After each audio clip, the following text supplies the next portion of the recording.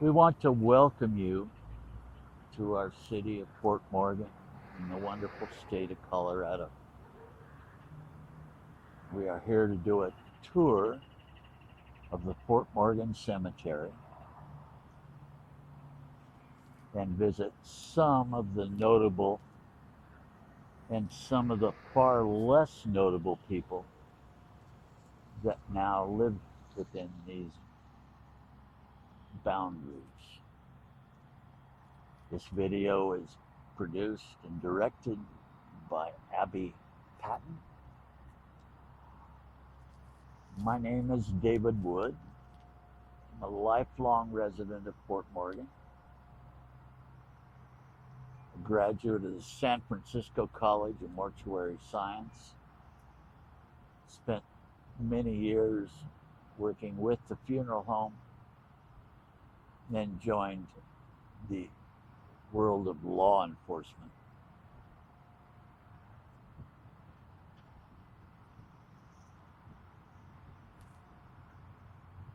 I'm considered the resident historian and expert on the cemetery within the Fort Morgan Museum. My mother loved cemeteries. She passed that along to me. I've been here my whole life. 4 of my 8 great-grandparents lay in cemetery plots behind me. The other 4 of them reside at the cemetery in Brush, a small community 10 miles east of us.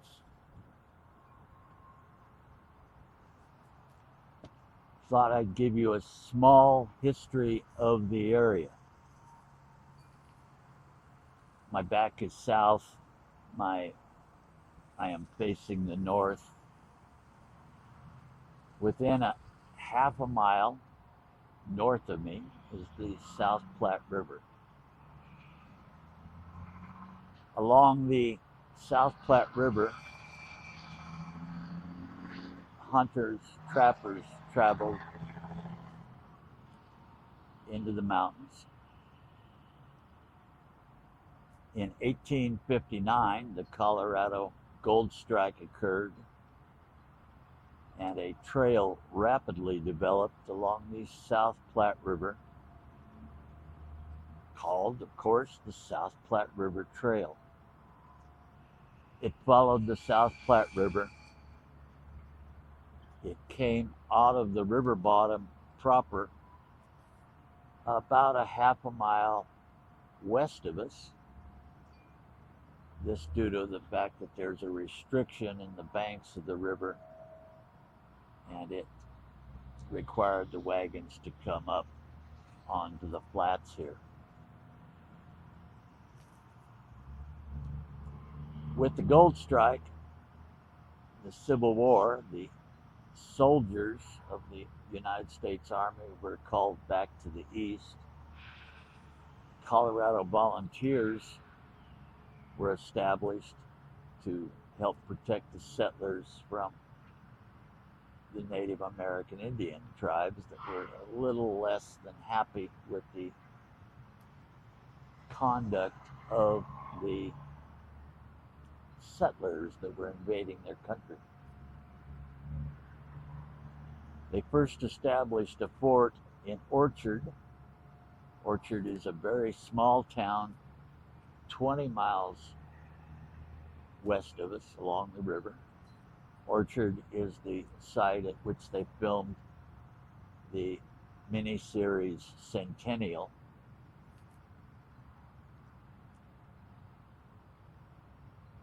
That fort didn't last long. They then came to this area and established Camp Wardell, which is either Wardell or Wardwell, and it's really hard to determine which it really was.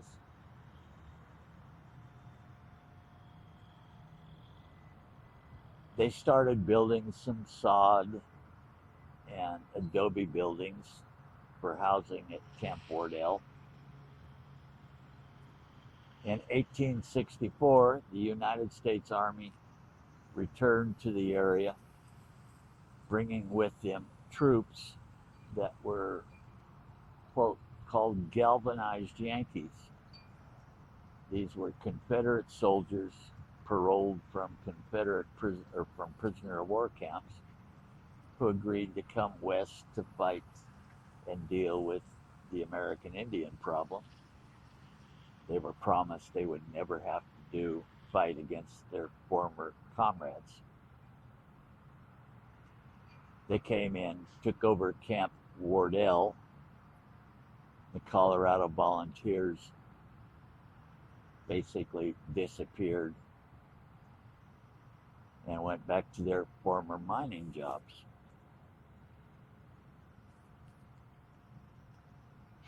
That fort is about 3/4 of a mile east of us. That fort site is about 3/4 of a mile east of us. There were 3 sod barracks. There was a sod sutler's store. There was a sod office quarters and doctor's headquarters,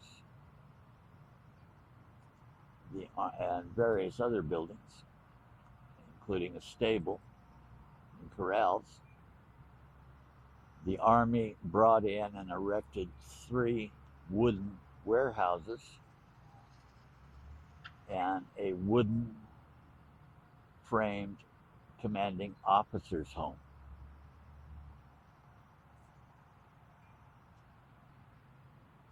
Over the years, the fort did not last long. 5 soldiers died while serving at the fort. One of them in an accident with his horse, most of them from disease. One of the soldiers was killed in action against the Indians. They were buried somewhere. We're not really sure where. About a mile west of us, there is a hill. And as various travelers traveled down the South Platte River Trail, people would pass away from accident or from injury. They started toting them, if it was possible, to this site.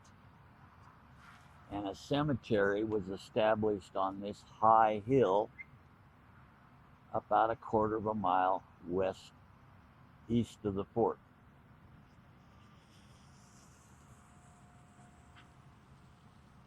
In 1867, the Inspector General of the United States Army came into town, toured and viewed the fort, issued an order that said that the 5 soldiers that were buried in this one plot would be disinterred and reburied on the hill with the kind of cemetery that was growing there.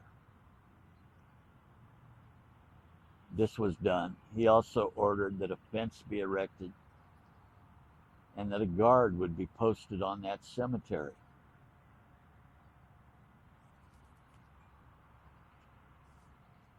We shall go visit that hill, discuss that hill more. At any rate, I wish to welcome you to our Fort Morgan cemetery tour. Welcome.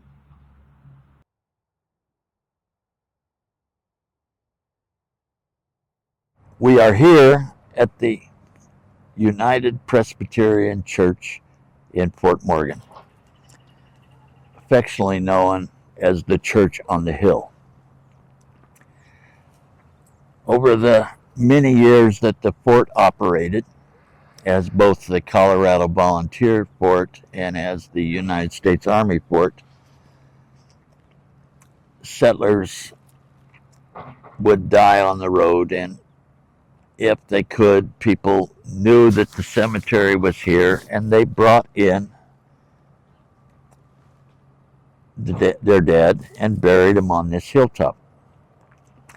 We are about 1 mile straight east of the Riverside Cemetery.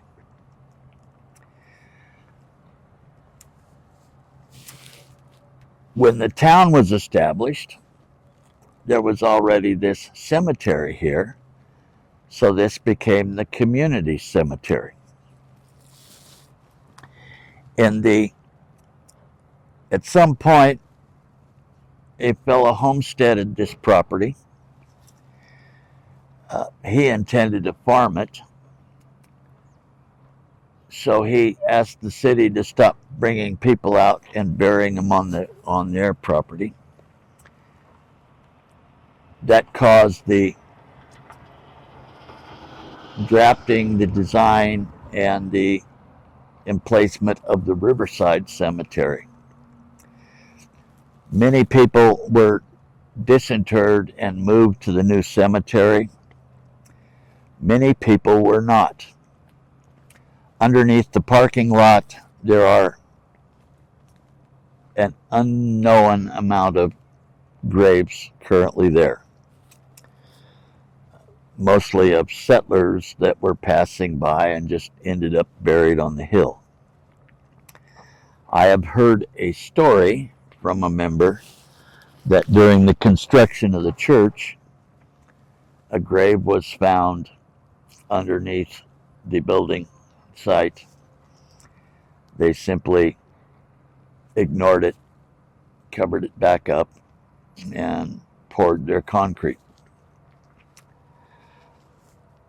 In 1867, the Inspector General of the United States Army passed through on a worldwide inspection tour, scoped out Fort Morgan, and issued some orders. Someplace there were 5 soldiers buried. One of them had been killed in action against Indians. The other 4 died of disease or accidents. We don't know where those 5 soldiers were originally buried. He ordered that they be disinterred, brought up here to this hill to join the other people on this hilltop. He ordered a fence to be erected around the cemetery and a 24-hour guard posted.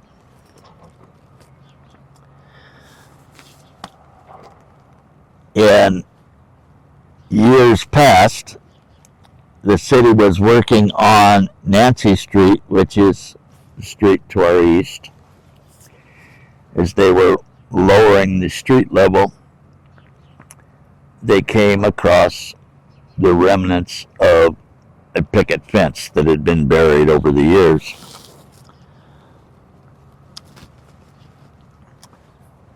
Really strange story.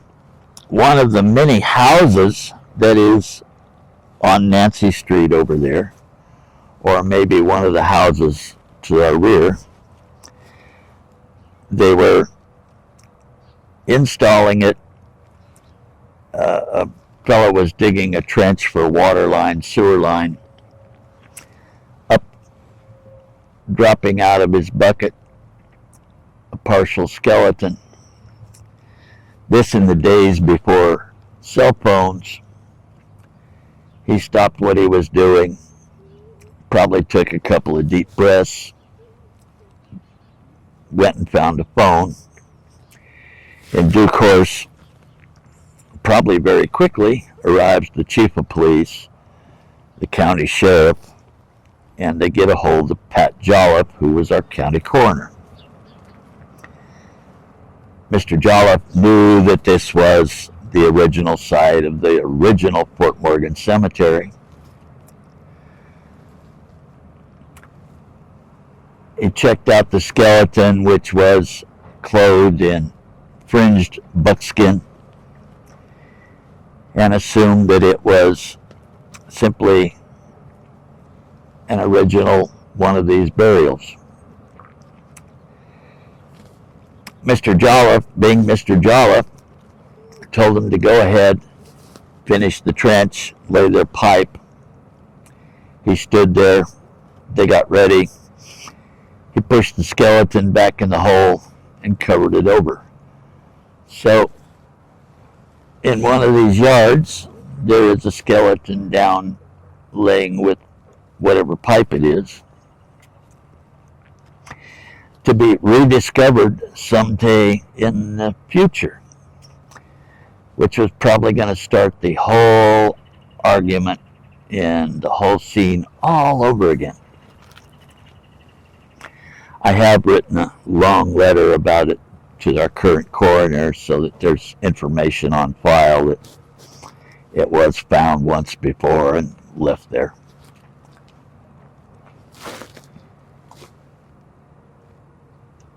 Cut.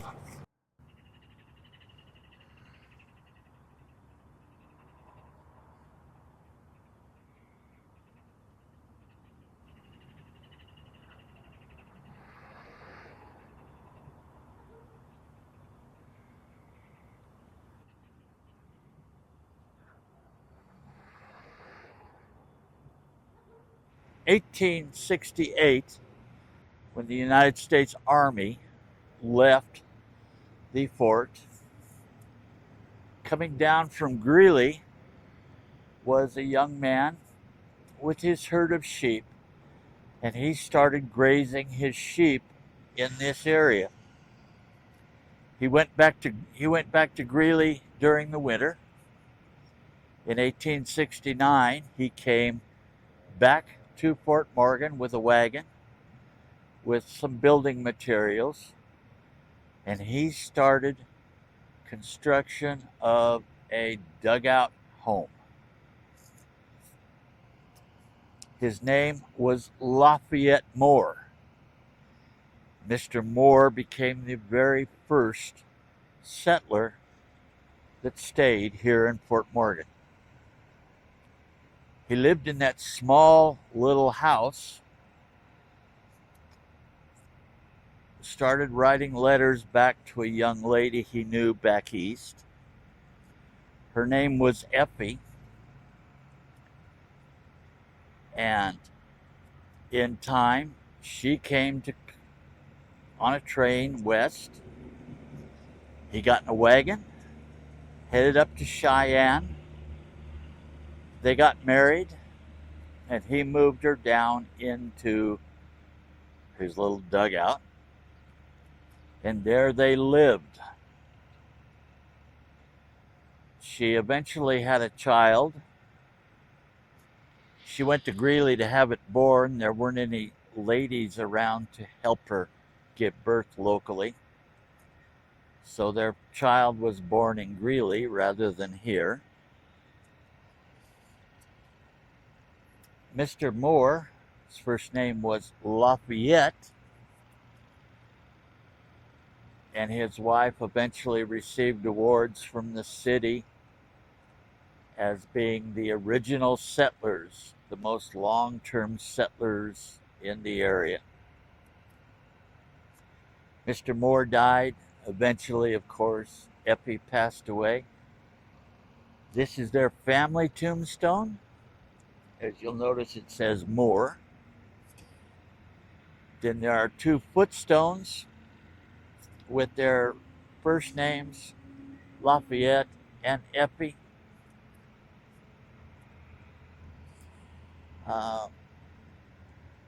This is a strange tombstone. Instead of one first name, there is her family, her parents are buried on the same tombstone, so their name is on the other side of this tombstone. Stafford. It's one of the few tombstones I've ever seen in the whole country with two family names on it. The other side of the Moore tombstone, the Stafford family, who were the parents of Effie, Her mother and father's footstones are just out of view below the camera.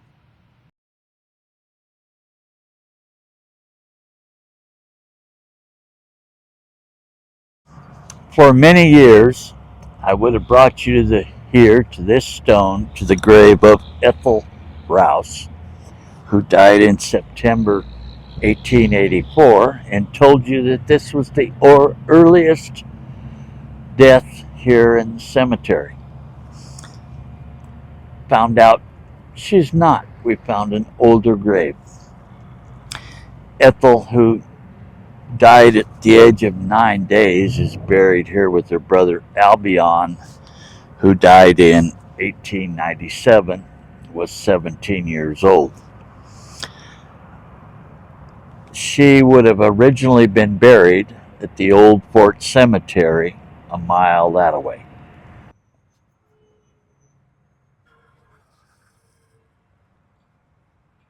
This is the gravestone of Ida Williams, died at 6 months of age, the daughter of uh, Thomas and Nancy Williams, who happened to be buried here slightly to my rear. She would have originally been buried again at the old Fort Cemetery on the hill. This is the oldest grave that we are aware of in the cemetery. Again, she would have been buried there and brought here when this cemetery was started, and that one was closed.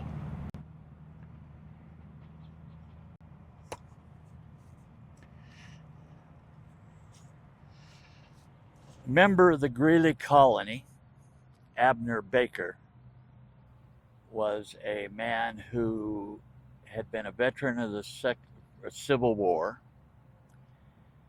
He did several things following the Civil War, was a photographer. Then he got into the building of irrigation projects. He came to Colorado and built several irrigation projects throughout the state, dams, ditches. Lived in Greeley with the rest of his family. On one trip out to this part of the world, he decided that this would be an ideal location for an irrigation project. So he came out, started an irrigation project here, and decided that he would plot a town and call it Fort Morgan after the original fort that was here. This man was Abner Baker. We've always had a Baker school here in Fort Morgan. I would imagine that we will always have a Baker school here in Fort Morgan. Buried here with him are his mother and father, his son George, and his wife Dolly. George died in a hunting accident with another young man, and was killed with a gunshot wound at a very young age of about 16. Mr. Baker's whole family came with him. His sister is Kate Clatworthy. She is buried right back here to the rear of us. She married a man named William Clatworthy, who worked for Abner, and they founded the Clatworthy dynasty here in Fort Morgan. His brother lays straight back behind him. He was a farmer. Abner had probably tuberculosis, died at a fairly young age. He had spent so much money developing the city of Fort Morgan, the town of Fort Morgan, that for all intensive purposes, he died penniless. He had 3 surviving children, including Abner Baker Jr., who's right below the camera right now. Abner Baker Jr. grew up and became the county treasurer, served for 50, 60 years as the county treasurer, and handled the county funds here in Fort Morgan for Morgan County. Cut. Right next to Abner Baker is the Clatworthy family tombstone. Behind it are the footstones of his sister, Kate Baker, who married Henry William Clatworthy. William was born in England, probably became a member of the Greeley colony, and met Abner's sister, Kate.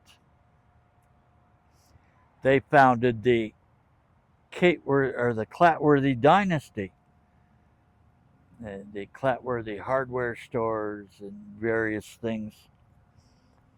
One of their grandchildren had the first pizza parlor here in town, strangely called the Mouse's House for reasons I never understood.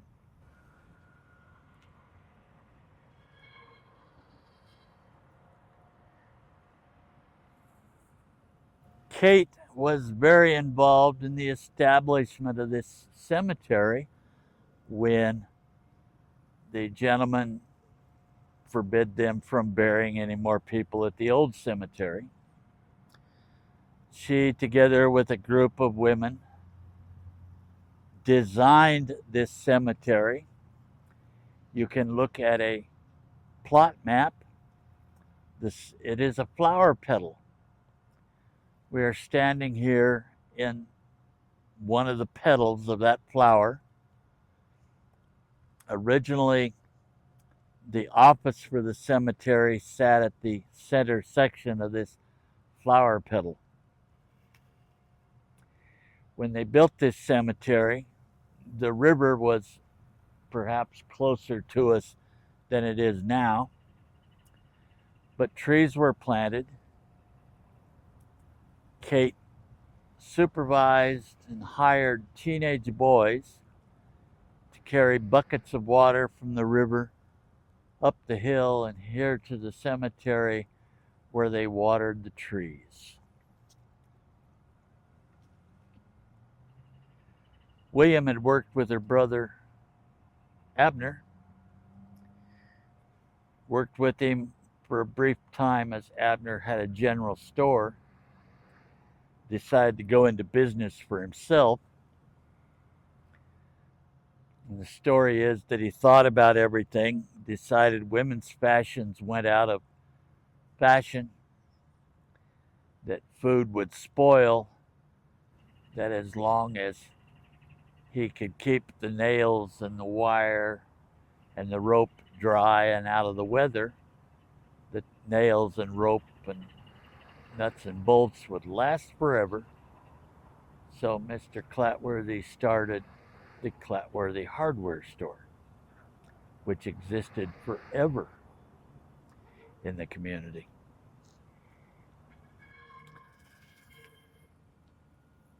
Kate and her husband, William Henry.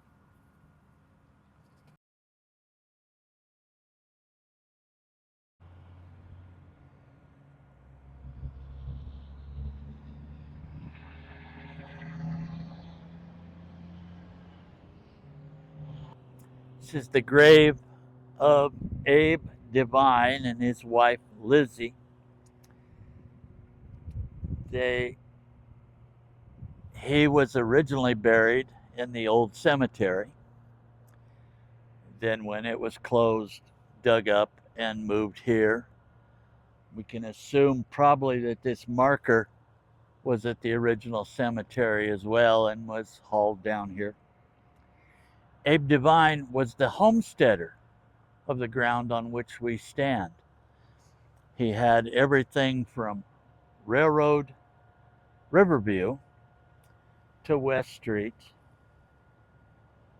to Main Street, to Platt Avenue. This 360-acre tract was his farm. Abe passed away in 1886. I'm not sure why, but he passed away, leaving his wife in the farmhouse. She, not being able to figure she could handle it, contacted Abner Baker and traded the 368, this quarter of the town, to Mr. Baker for a house in the city proper. So he traded the house, a house that he had or whatever, and traded it to Lizzie for this 360 acres.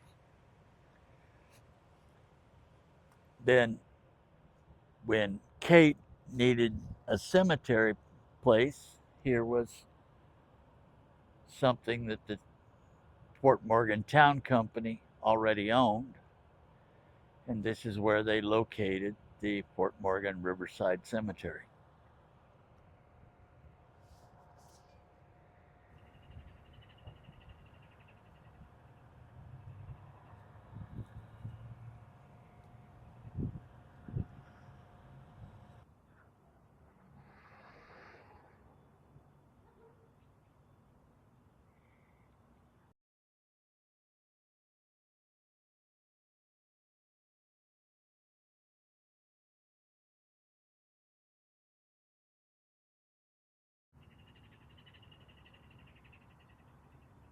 Just a quick overall lesson. 3 very young children.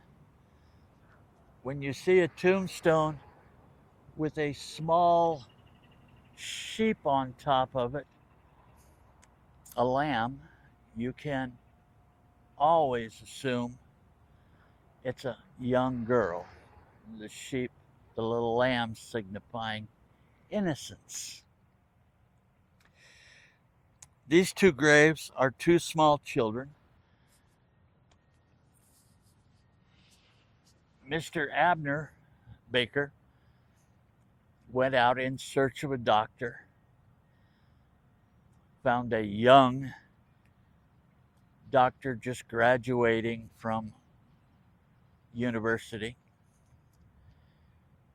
and talked him into coming to Fort Morgan to establish a medical practice.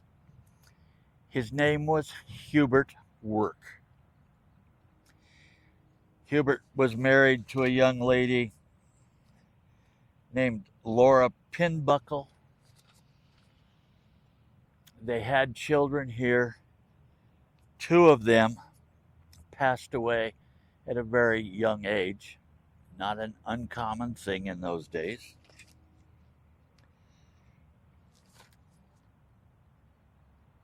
Dr. Work,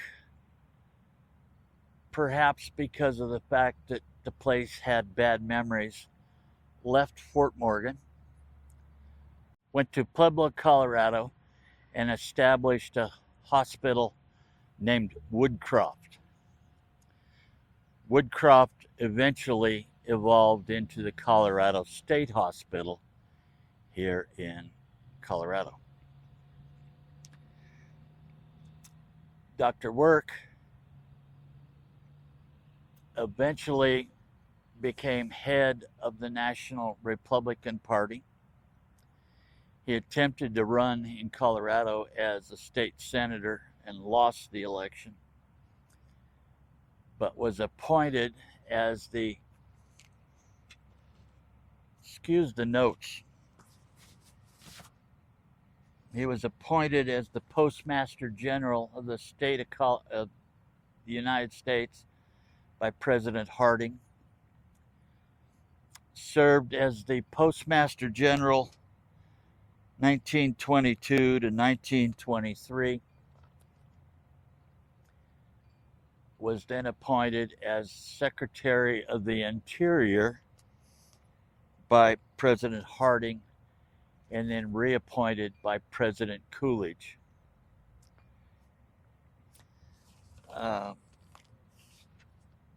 One of the nationally famous, our tie to a nationally known sort of person here in the town of Fort Morgan. We should have mentioned, but Abner Baker and his family were ardent non-drinkers. Simply did not believe in the consumption of alcohol. One of the many things he did as he founded Fort Morgan was set up a rule that if you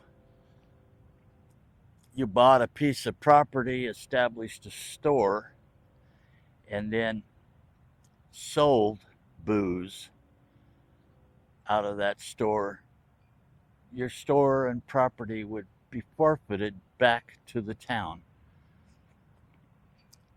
We were dry. Fort Morgan remained dry until 1959, when it was finally decided in a public election that we could actually buy liquor, alcoholic beverages here in town. This is the grave of Marshal, our town marshal, Charles Eyser, and his wife, Louise. September 30th, 1916, Marshal Eyser was out looking for a bootlegger. A couple of young men that were bringing alcoholic beverages into town. Marshal Eyser contacted him, let them go. They didn't have anything on him. A couple of hours later, he contacted them again outside of their apartment. A gunfight it followed. We're always a little unsure exactly who shot first, why. Marshal Eyser took a bullet, stumbled down a long, steep flight of stairs to the city street, and shortly thereafter passed away. The young man who shot him was named John Swan. Mr. Swan turned himself in later that evening, was arrested, confined to the city jail. Eventually a trial ensued, and John Swan was convicted of that crime. Sat in city jail.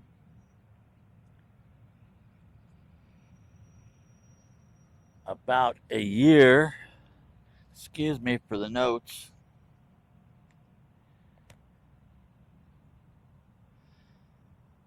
on April 28th, 1917,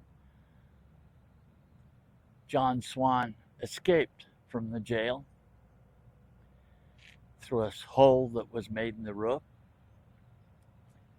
and was never seen again, was never captured.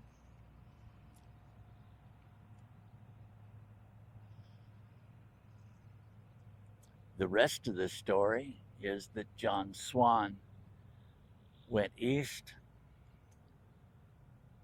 joined the United States Navy under an assumed name, changed his date of birth by 1 year, served in the Navy, eventually settled in Boston, Massachusetts, married, had children, lived his whole life through. John Swan eventually passed away in 1974 at the age of 80. He had 3 children, 7 grandchildren. We didn't know anything about this until, probably 20 years ago, when family ran their DNA tests through whichever service they used, upshowed a relationship to a Swan family in Colorado, which they didn't know anything about. So they started looking, and eventually everything got put together that their grandfather was John Swan, a man who'd killed the city marshal, lived a very exemplary life in the area of Boston, was a very loving family man.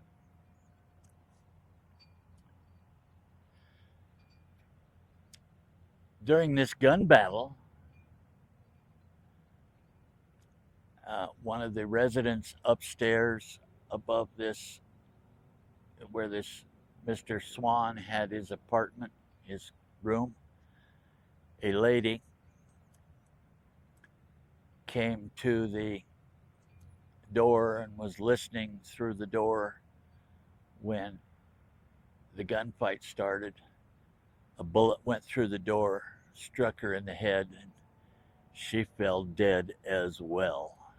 We're not sure to this day exactly whose bullet killed her.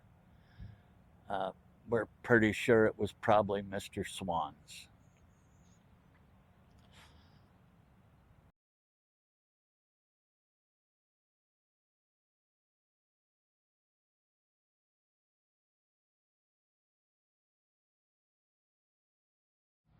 As I mentioned, the Baker family became a Baker family affair. Another one of Abner's brothers was Lyman Baker.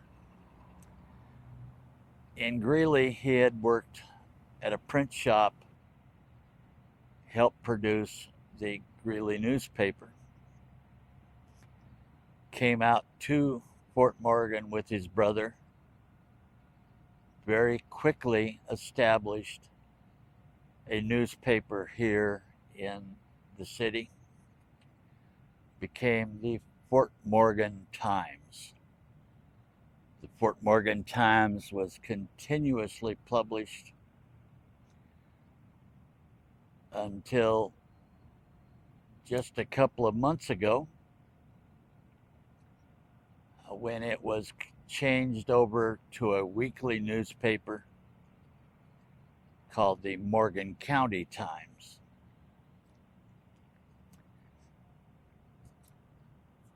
His brother Lyman and his wife Helen buried here in the same cemetery with his brother.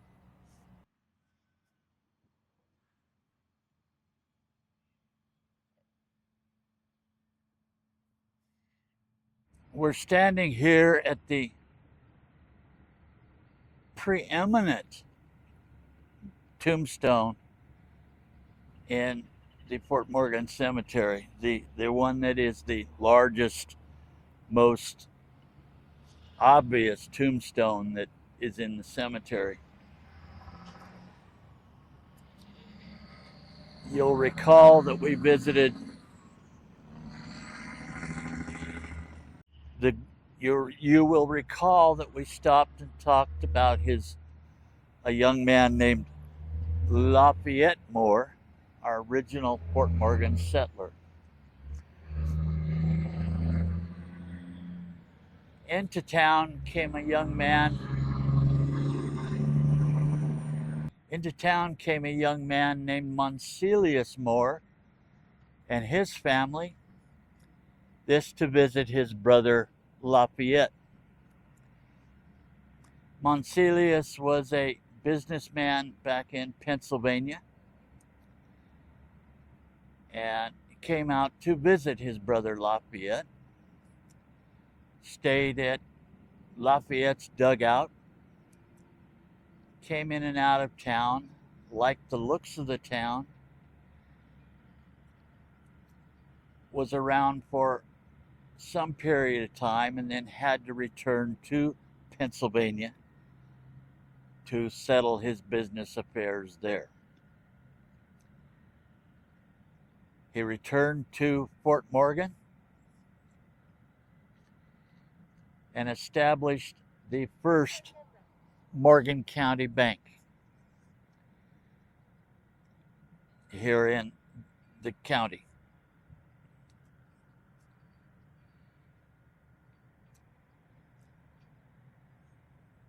Eventually, Moncellus' wife passed away.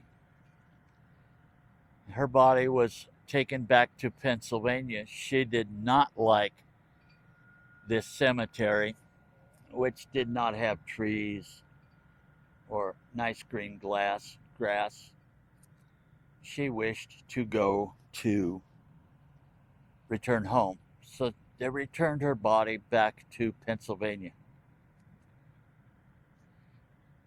Moncellus' daughter, Susan, stayed with him, worked in the bank. Into town came a young man named Julian Roediger.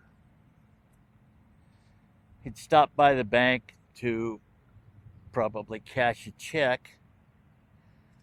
Got to meet a young girl working the teller window named Susan. And they sort of clicked. In time, Mr. Roediger married Susan.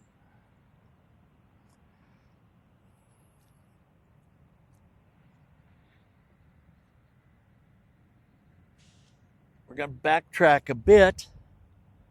Moncellus bought 5 acres. This would be outside of town. And he built his house on the east side of the block. He sold the other half of that 5-acre section, the west part of it, to his brother LaFayette. Lafayette built a house on his half of that property. His half still stands. It's been changed a little bit, but it's basically still there.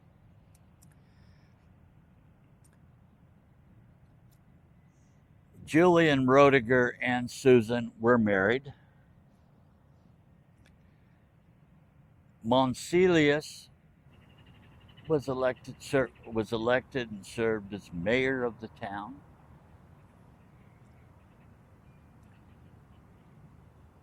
In 1912,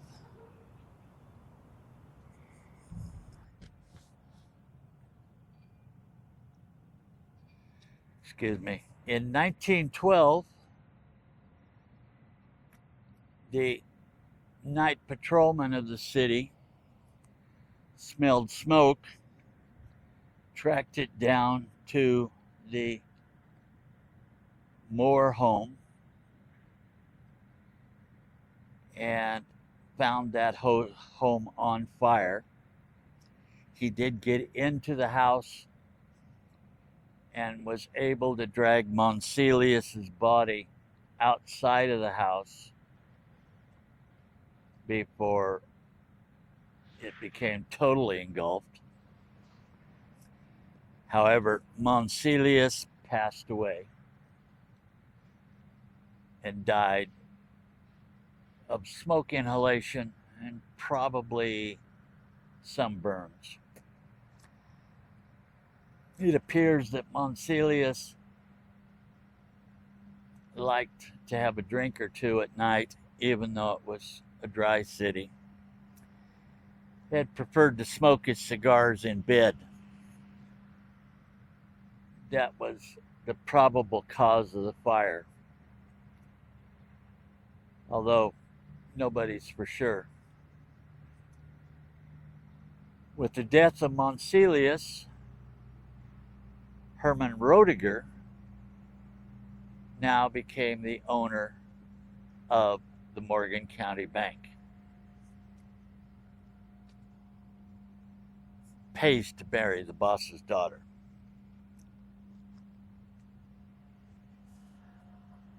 Julian and Susan had some children. Julia Roediger, who was born in 1904, lived for 9 days before she passed away. I would point out the lambs on top of her tombstone, a normal, typical sort of thing. They then had another daughter, Virginia, born a couple of years after her sister Julia had passed away.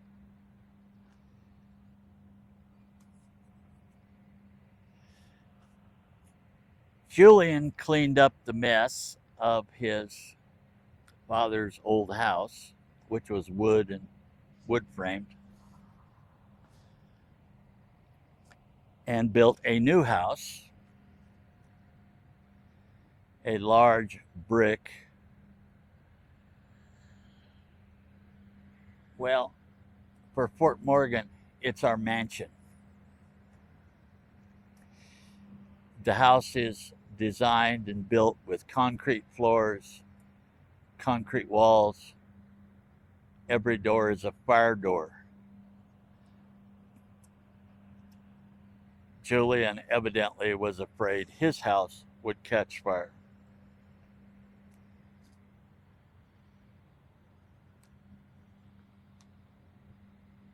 Virginia went off, eventually obtained three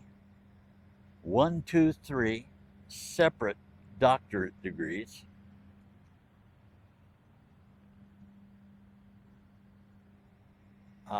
Is the author of the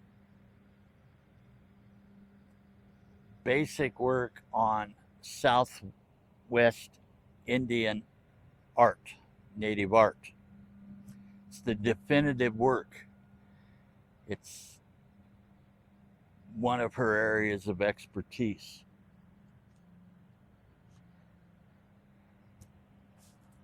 Julian divorced Susan. Susan and her daughter Virginia traveled extensively, lived at various places, Southern California. They became friends with people from the movie industry and the music world.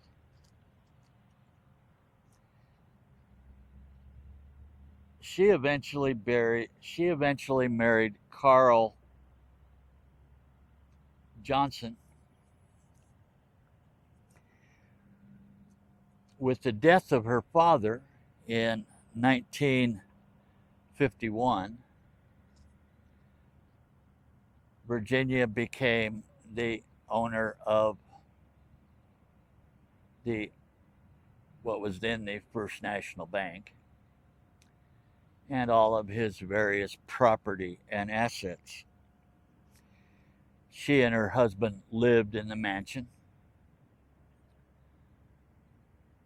they were unable to have children themselves, but they adopted several children, mostly children with special needs. Susan, Sarah, some of the other people buried right here were adopted children. Most of them did not live terribly long lives.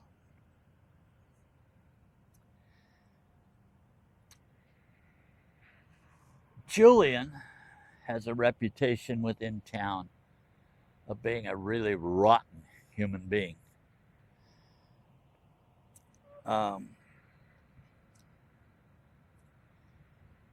The massive, prominent tombstone within the cemetery was without a doubt Julian's idea. He had to be one bigger, one better than anybody else. There were people within the community that believed Julian probably was instrumental in starting the fire that killed his father. I can't say that. I don't know that. It's definitely never been proven. But there were people that believed that. This is the final resting place of all of these people. Julian is not buried here. He is in a mausoleum vault at Fairmont in Denver.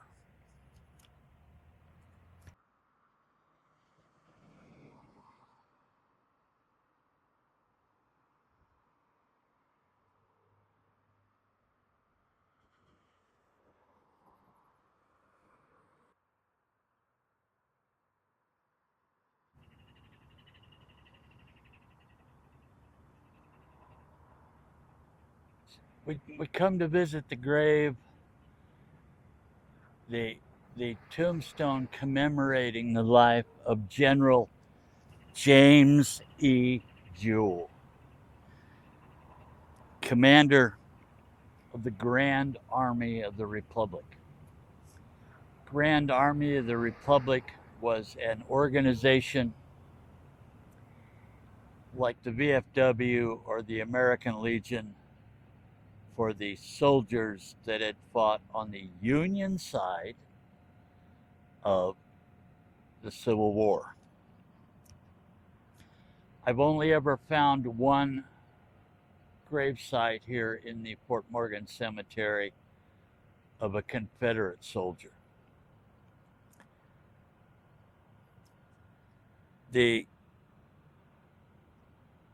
Grand Army of the Republic had various ranks, very military orientated. So a local chapter would have officers that held the rank of captain or lieutenant or whatever it was. As they rose through the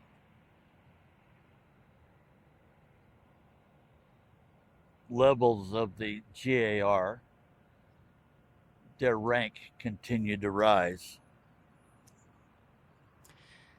General Jewell is actually buried in Arlington National Cemetery.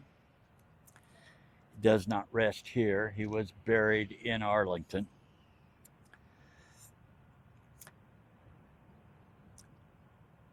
General Jewell was born back east, served in the Union Army, was discharged, became a lawyer. Sometime in the middle of his life, he came west to Colorado to establish a better living for himself and wanted to raise cattle. Ended up in Fort Morgan. He had a law practice here as well, and served. Eventually, In 1930, 1931, he was elected commander of the National Organization of the Grand Army of the Republic and became General Jewel. He's buried in Arlington. His wife is buried here, and a son is buried here. He's in Arlington. I want to read, and I will read this directly from a publication of the Grand Army of the Republic. I will quote, Mr. Jewel enlisted with the Union Army in Company C, 27th Iowa Infantry, October 27th, 1864, just past 17 years old.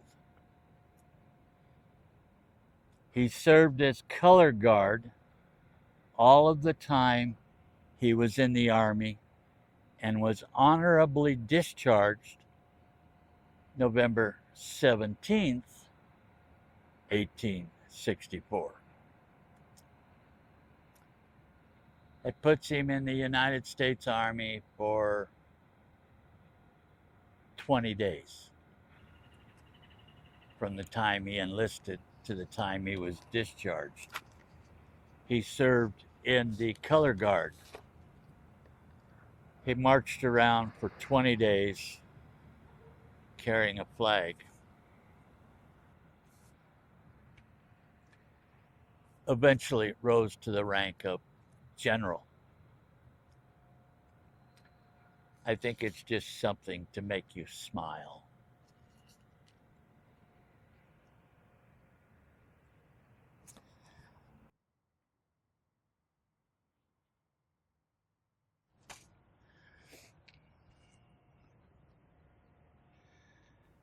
As with Marshal Eyser, not all of the stories of everybody at rest in this cemetery are good stories. We're here at the grave of Helen Mura. Next to her are her parents, Ignacio and Sabina Mura. Helen was born in Italy, was brought to the United States as a very young child, and her parents settled in Weldona, small town 16 miles west of us along the South Platte River. It was an Italian-orientated community, and there they were at home. Helen attended college, became a school teacher. Her father hired a young man, Stabio, also from Italy.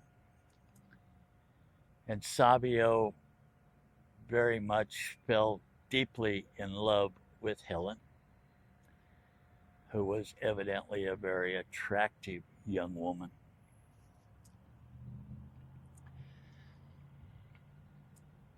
Helen did not reciprocate Stabio's feelings.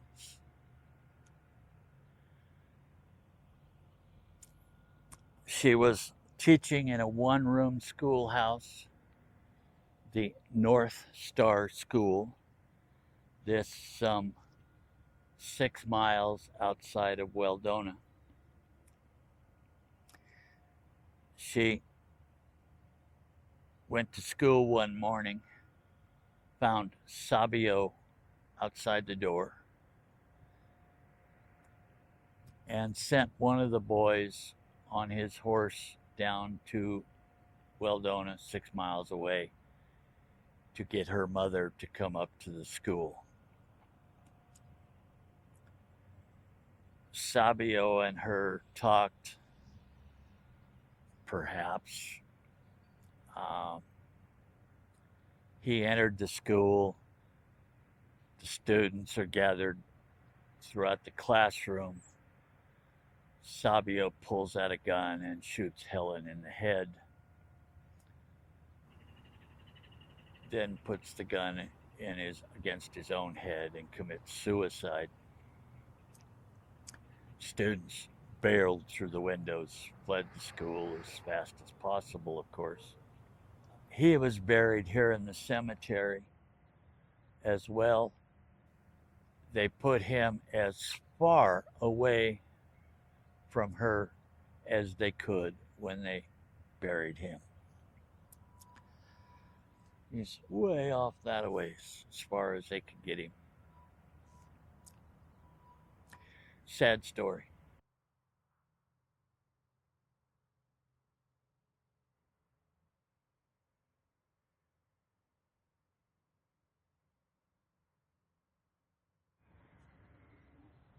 We have talked about John Swan, who was the fellow that got into a gunfight with Marshal Charles Eyser. His family stayed in Fort Morgan. This is the grave of John's parents, Elmer and Millie Swan. I always stop by this tombstone. For some reason, it's my favorite tombstone in the cemetery. Just the design and the style of it, the unfinished sort of work that's going on with it. Hubert Work, the fellow who became Postmaster General and Secretary of the Interior of the United States, talked to one of his cousins, and his cousin, at a really old age, decided to come to Fort Morgan.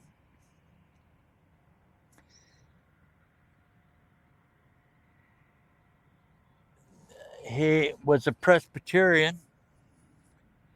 The Presbyterian Church has two branches, the First Presbyterian and the United Presbyterian. At that point in time, Fort Morgan only had one of the two branches. Mr. Work was from the other branch.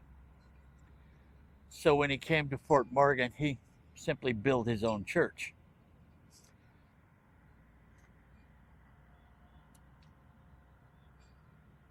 With him came his family, all of them. He brought his sons with him. You'll be able to tell from this photograph of Josiah and his family that Josiah was probably not a man that you wanted to mess with. He's pretty sort of stern looking.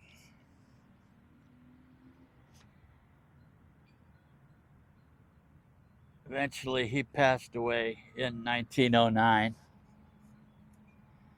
He was rather elderly when he came here, but his family lived on forever within the community. Vast numbers of them became school teachers. I had one of his kin, Janet Work, who was a 5th grade school teacher. In high school, his kin, Elizabeth, taught history, taught English, taught French. A vast, huge family that existed forever here in the community of Fort Morgan. The grave of Janet Work fifth grade school teacher, and the grave of Elizabeth Work, high school teacher here in Fort Morgan. All of this is the Work family. Some married, but all of these that's in this area are all descendants from Josiah Work.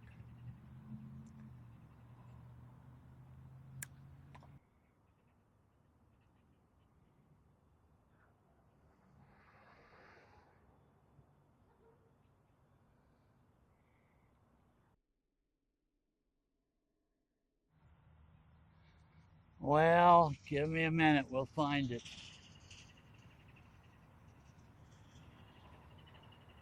Uh,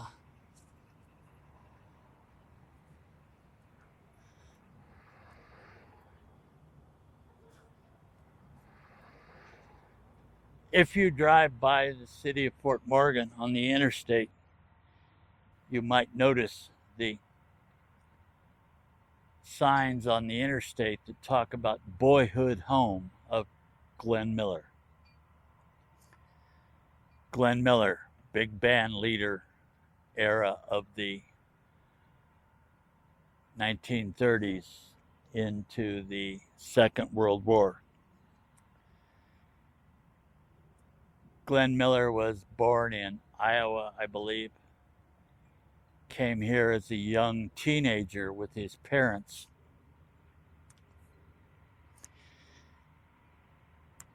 Grew up here in the city of Fort Morgan. Learned to play the trombone. Did not attend his own high school graduation because he had a gig someplace with a small band that he had. Glenn Miller became a band leader with an army band during Second World War. To save you deep research, he took off from England one day on a plane to go to France, preparing to do a band concert for the troops in France. The plane disappeared, was never seen again, somewhere over the English Channel.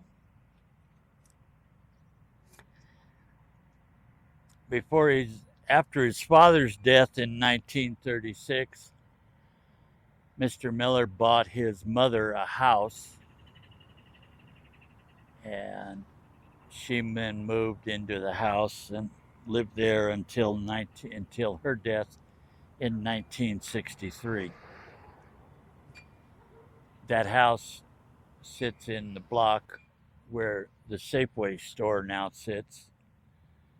Was one of the houses demolished so that the Safeway store could be built.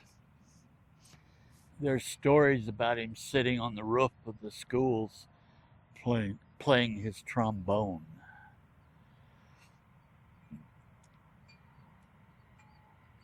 Anyway, the graves of Glenn Miller's parents.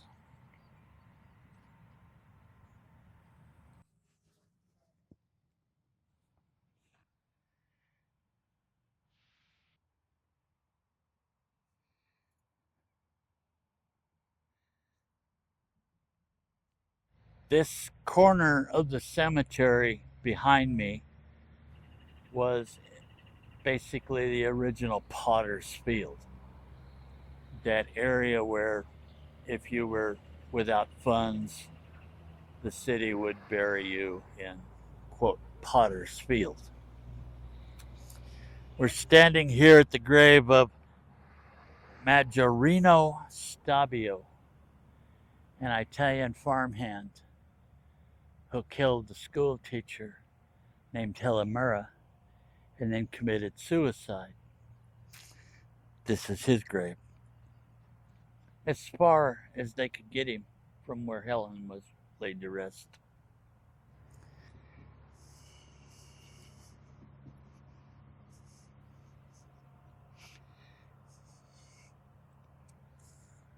The woman here in the Fort Morgan Cemetery who died of curiosity. Maria Weimer, who was present in her own home, her own apartment, when Marshal Eyser and John Swan had their gunfight. She was listening at the door, trying to find out what was going on, when a bullet went through the door, struck her in the head, and she was dead by the time she hit the floor. She and her husband ran the cafe that was on the ground floor under the apartments. Maria Catherine Weimer.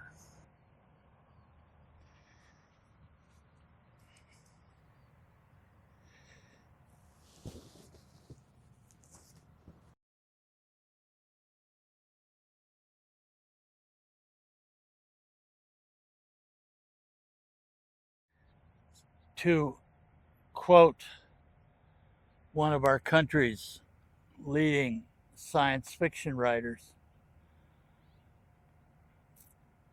angels and demons live in all of us, and sometimes the demons win. This is the grave of George, and we think Pauline and Lydia Bath, or Bott. Bott, B-O-T-T, is the German spelling of Bath. If you get into the old newspapers, you will sometimes read it as Bath, B-A-T-H.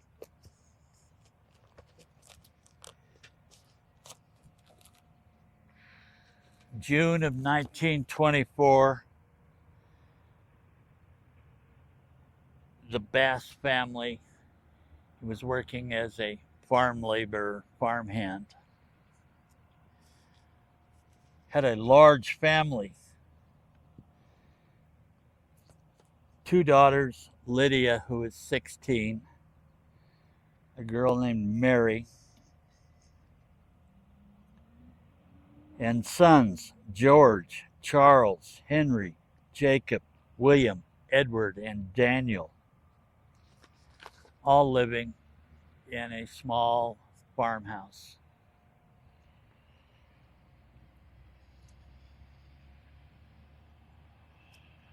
Father George evidently came in out of the barn one morning while they ate breakfast, chopped his daughter Lydia, his wife Pauline, in the head with an axe, attacked his daughter Mary. The boys fled, went to a neighbor's, called the police, never went after the boys. He then went out to the barn, slit his wrists, and hung himself from a rafter. When the sheriff got there, George was dead in the barn. Lydia, 16-year-old girl, was dead at the scene. His wife was badly injured. She was brought to the Fort Morgan Hospital. His youngest daughter, Mary, also was brought to the Fort Morgan Hospital. Pauline lived a couple of days before she passed away. Mary was transported to a Denver hospital where she slowly recovered, was sent home, ended up back into the hospital, sent home again, sent home being to one of the Denver relatives. Mary eventually simply passed away. Mary ended up buried in the Riverside Cemetery in Denver, the old original cemetery that's in Denver. Nobody survived it that could explain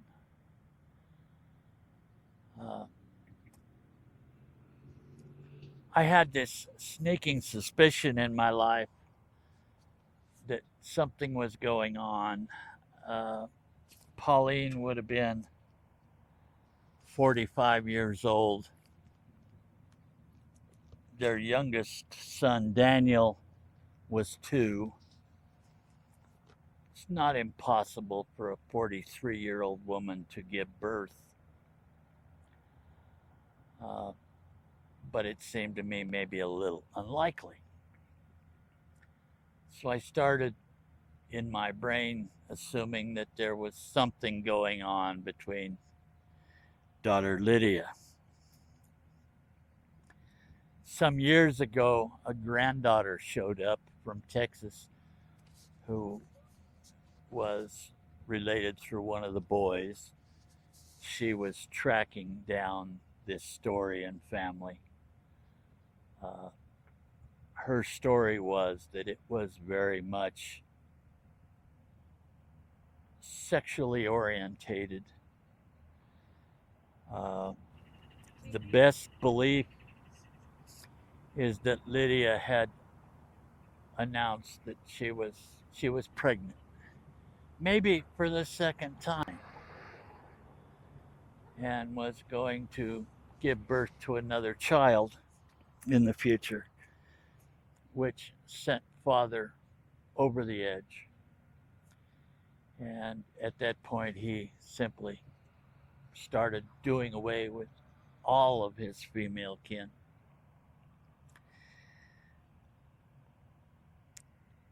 Like I said, angels and demons live in all of us.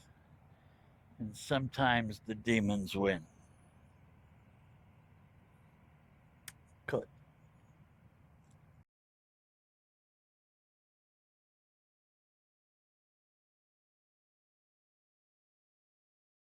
We're standing here at the grave of James K. Brown and his family, his wife Mary, and a daughter, very young daughter, Ella, who passed away at the age of 4 or 5 months.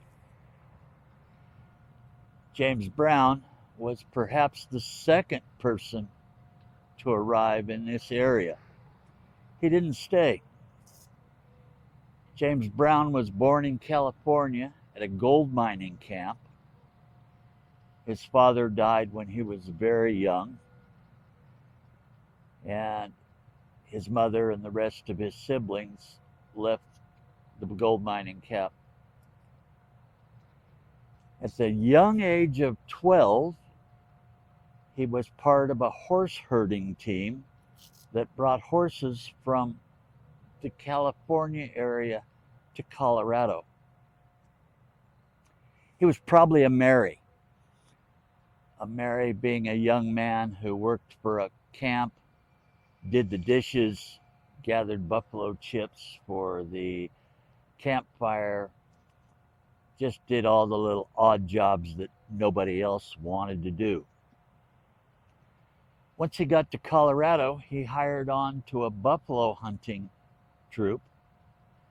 At the age of 12, he came into the area, which was now Fort Morgan. On one morning, one of the hunters in the troop changed rifles, took his rifle that he owned, and gave him an old German Jaeger rifle, a muzzle-loading, very large caliber rifle, and left him in camp. At the age of 12, a small group of buffalo came into town, into the area. He then shot and killed 3 buffalo, One of them very close to the intersection of Platte and Main. The other two in areas very close around that area, within a couple of blocks of Platte and Main. He then left. He returned to the area 4 years later in 1874, running and in charge of his own buffalo hunting excursion. And they hunted the area south of us. On one particular day, he had a stand going and killed 84 buffalo in one day. He was again gone. He returned to the area, used to play the violin. Well, it wasn't called a violin, it was called a fiddle. He played a fiddle at the community dances. Met a young woman, married her, had a small family. James Brown was also elected the sheriff of Morgan County, served a couple of terms in the very early part of the 1900s, and then eventually passed away in 1925. Cut.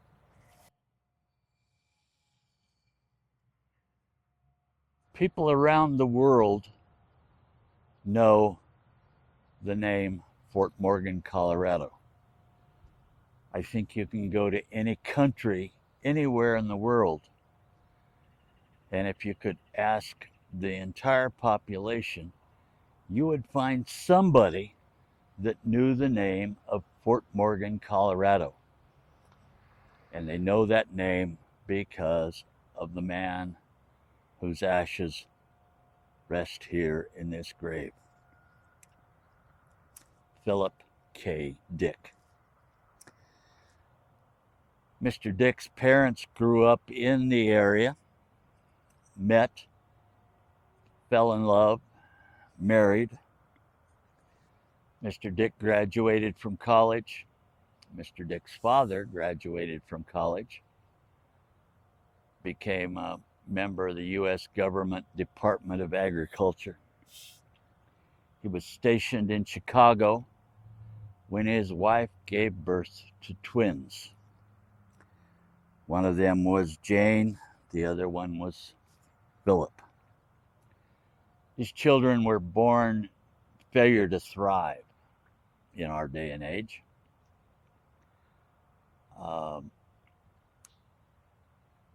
Jane passed away a month, 40 days after her birth. Philip survived. Jane's body was then shipped back to Fort Morgan, Colorado, where she was buried next to her grandma, Bessie Dick. Philip then went on to spend time and grew up in California. They spent time in Washington, D.C. area, moving around as his father was transferred from one place to another. Eventually, his parents divorced. He spent most of his life living with his mother back in California, where she enjoyed it. Became an author of science fiction, published lots of stories in science fiction magazines under several different pen names.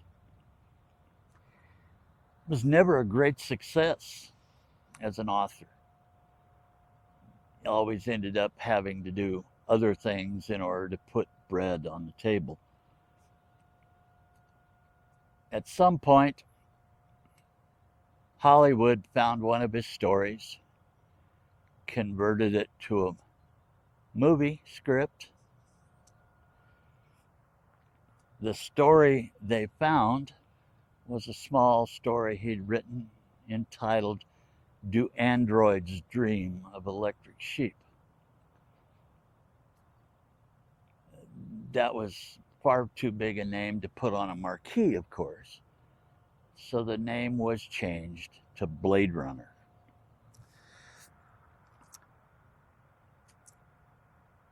Mr. Dick was invited into the Hollywood studio, got to watch rushes, some of the filming they had done of the movie already, was very happy to have seen this sort of thing, was satisfied with the way they were filming his story. He left.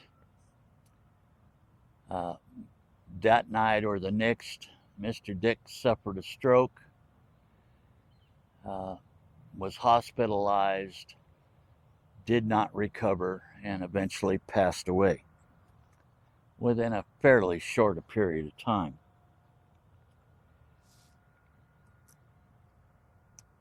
His father then had him cremated and sent his ashes back to rest with his sister Jane here at the Fort Morgan Cemetery. As you can see, there is a constant group of people that stop to visit this. From all over the world. The cemetery has library cards from all over the world that have been left here. They can clean this out, and they do rather often. They clean all this up.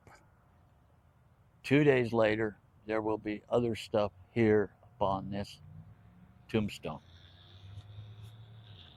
Some of the stories he wrote became more movies after the success of Blade Runner.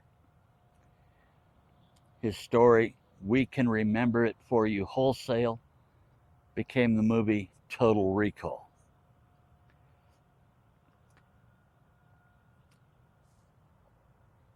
Other stories have been filmed.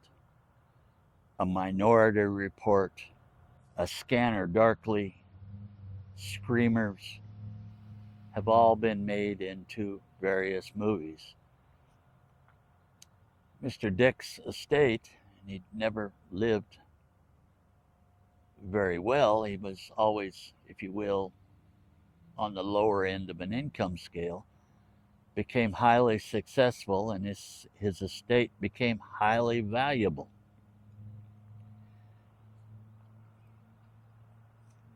But the resting place of the one man in the Fort Morgan Cemetery who is known worldwide.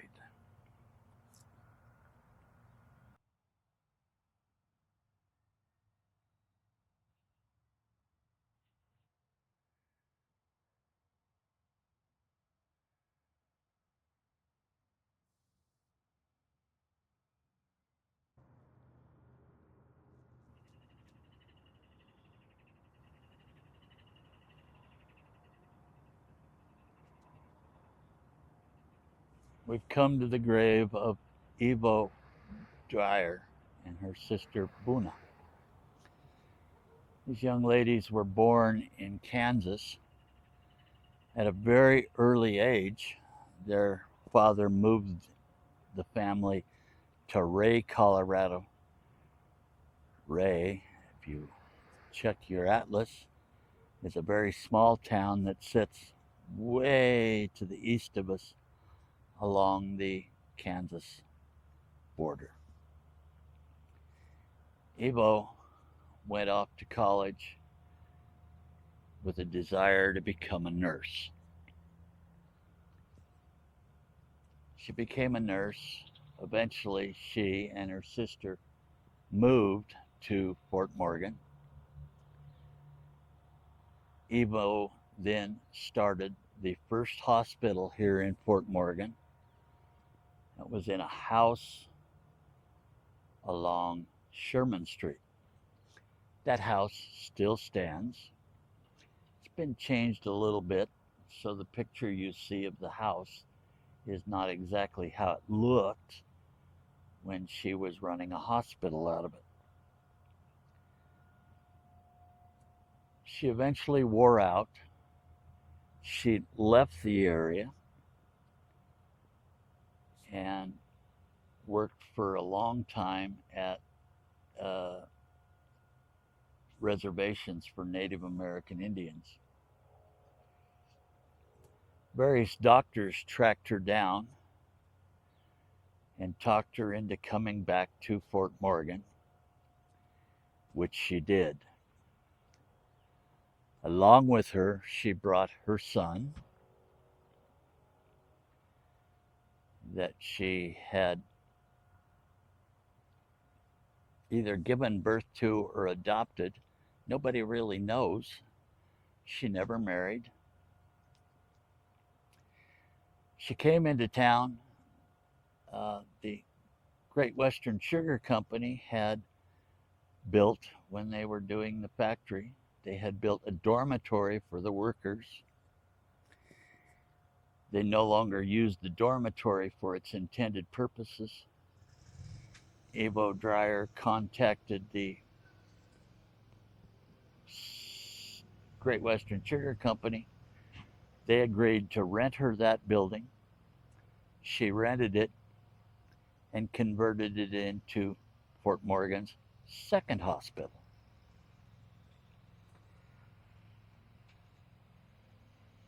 That served as our hospital until Fort Morgan built its first real, from the ground up hospital.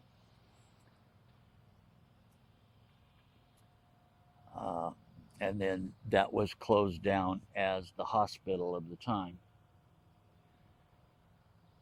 Ivo eventually passed away in the nursing wing of the Fort Morgan Hospital, the new Fort Morgan Hospital, in 1968. A lovely, very notable woman from our past.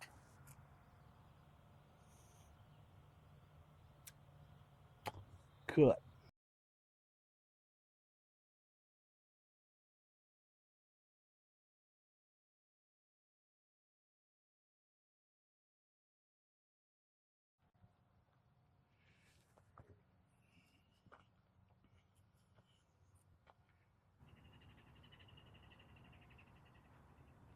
We are not standing at a specific gravesite because I am not able to take you to a specific gravesite in the area behind me. That record's been lost of exactly where that gravesite was.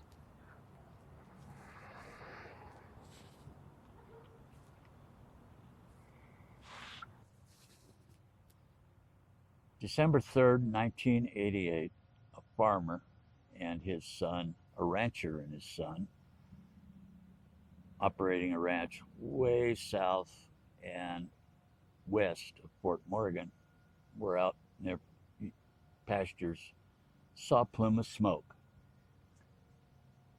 They went to investigate, not wanting to get a range fire going, found an object laying in the barrel pit of the road,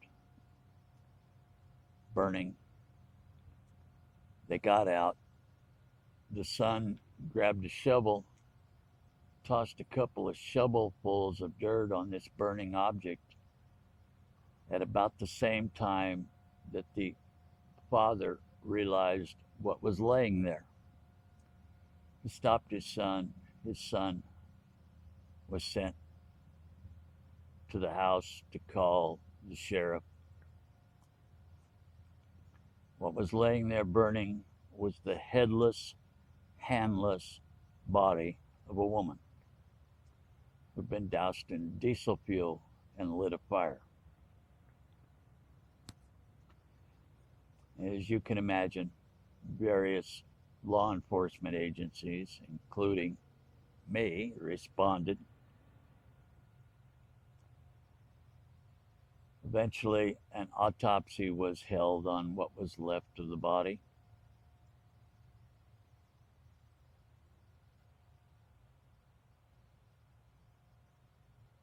Pat Jolliffe, the county coroner and the owner of the funeral home, eventually buried her in a plot owned by the county, in a plot somewhere in the area behind us. She was simply a Jane Doe.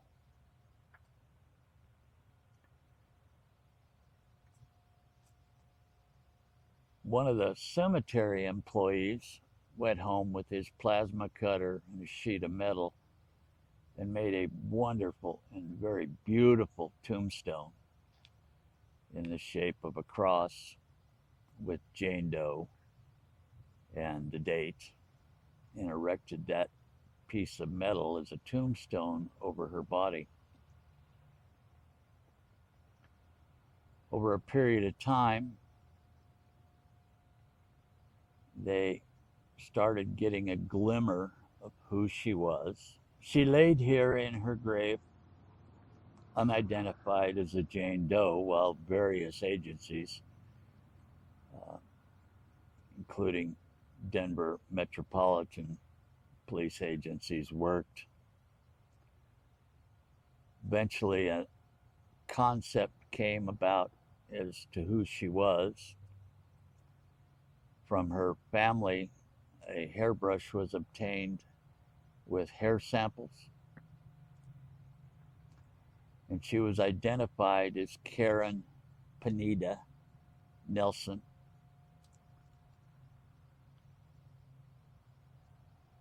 When she was identified as Karen Pineda Nelson, her family had her disinterred. She was reburied in Denver with other family members. It's not such a wonderful story, except for the fact that Karen Pineda Nelson was the first person in the state of Colorado identified through the use of DNA.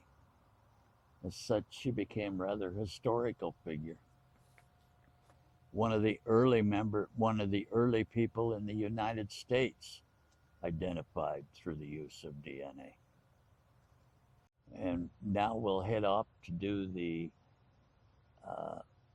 last couple of graves we're going to visit.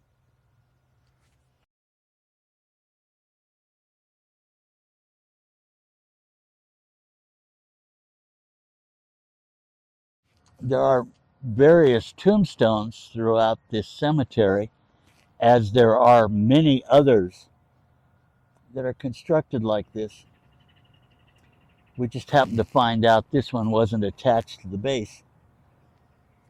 No, you can't see the name. It's hollow. It's made out of bronze. These became very popular with a certain group of people during Prohibition. They would unscrew these, pick out a pack of money, deposit the bottles of alcohol within this tombstone, screw the panel back on, and leave. Then the man who'd bought the bottle and left the money would stop by and pick up his bottle of booze. And then at a certain point, he'd make another phone call, go deposit some more money in the back of these tombstones. And that would be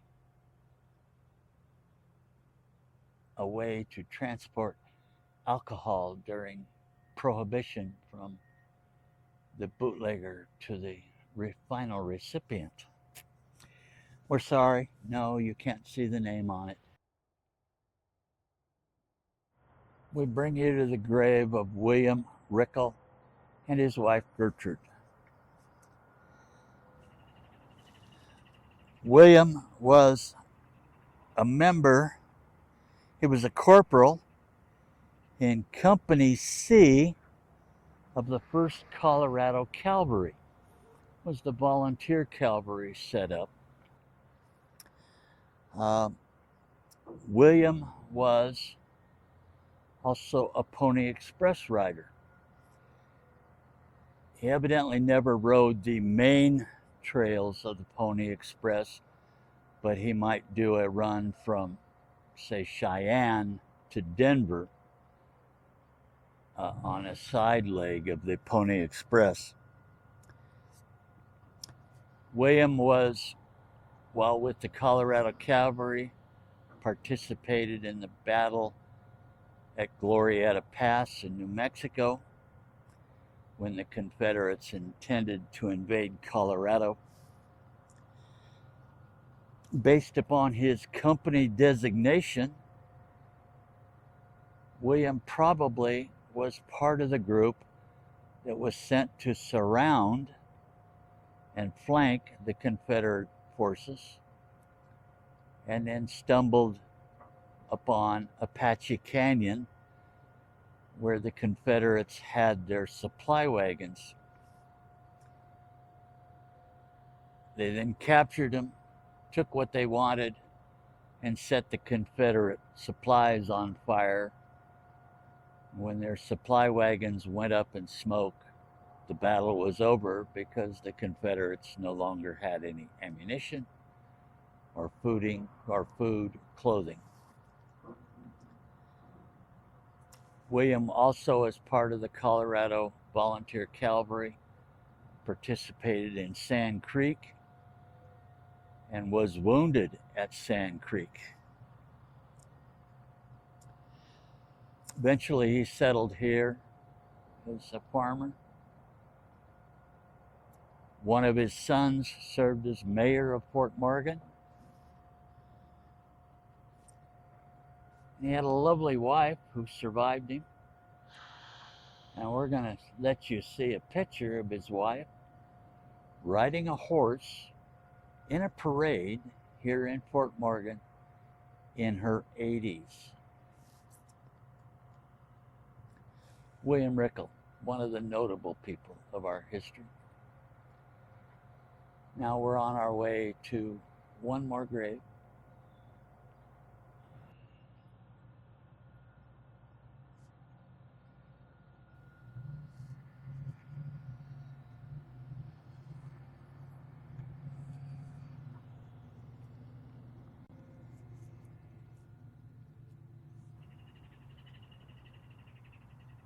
We come to the grave of Laura Forbes.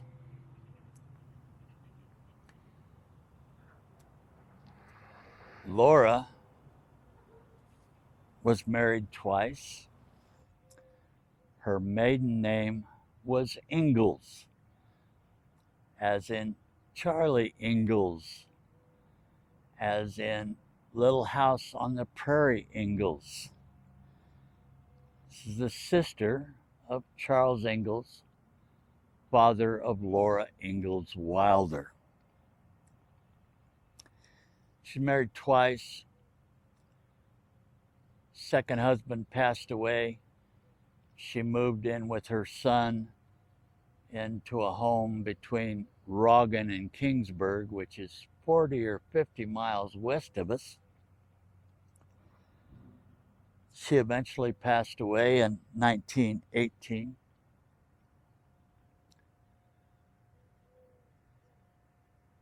We have absolutely no idea why she is buried here in Fort Morgan. Nobody else has an idea of why she's buried here in Fort Morgan.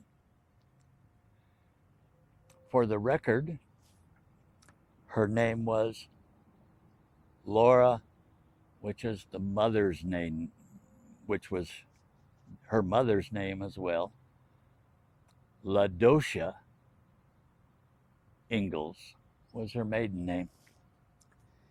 If you want to get into the books of the series of Little House on the Prairie, written by Laura Ingalls Wilder,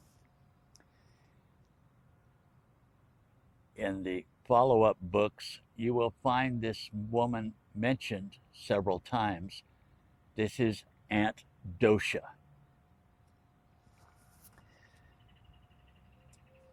Her family searched for years for this grave and finally just stumbled upon it while searching Fort Morgan. Again, we have no idea why she ended up buried here in Fort Morgan, but here Aunt Dosha rests. We're off to another grave. Cut, yes.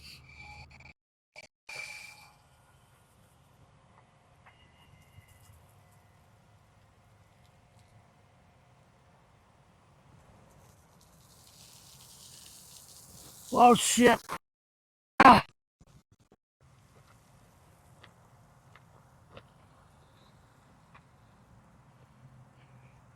Well, you know, shoot, might even work within the little film as we giggle.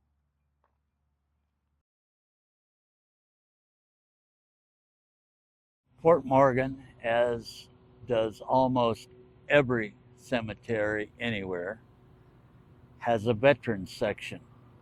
If you're a veteran, you would find this to be a rather poor excuse for a veterans section. It's not lined up with military precision. Graves go here, graves go there. Um, it's just kind of not something that ever seemed to catch on in Fort Morgan, the military section. Down in the original end of the graves are veterans of the Civil War, of the Spanish-American War. The more modern graves are Korea, World War II, Vietnam veterans. This statues and stones, the flagpoles were all recent additions. For some years, we had a small, privately owned military museum here in town. This was a statue that he erected in his front yard. When he closed his military museum, it came to the city as a donation and was erected here with the flagpoles of the to commemorate our military section. City donates to any veteran the property or the ground on which his grave will sit. And they are starting now to make a little more military precision in the way that the graves are laid out. They still wander a little bit,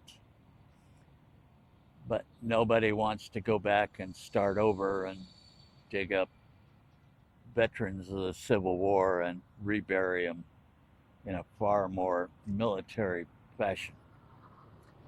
Anyway, our military section of the Fort Morgan Cemetery. A tree long since departed and replaced, erected by the Women's Relief Corps, which was the women's organization of the Grand Army of the Republic. This honoring James E. Jewell, General James E. Jewell, who was Commander-in-Chief of the Grand Army of the Republic. The Women's Relief Corps also erected a fountain that no longer is a fountain, erected by the Women's Relief Corps, again, the women's auxiliary branch of the Grand Army of the Republic, people who had served on the Union side within the American Civil War. They put this in to mark our veterans section. There is no year on when they erected it, but this would have been done fairly early on, probably as late as the 1920s.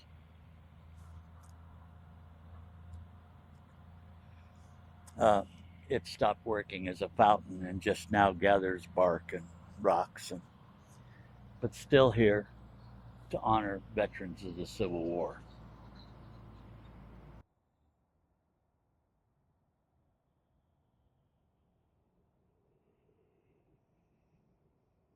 Well, we've completed our tour of some of the graves here at the Fort Morgan Riverside Cemetery. There are some 7,000 bodies and cremains that rest here within this cemetery. Every one of them has a story. In most cases, we simply don't know that story. But I'm sure that if we dug, we could find 7,000 stories of interest within this cemetery. You've managed to see some very, very few of those people that rest here in the cemetery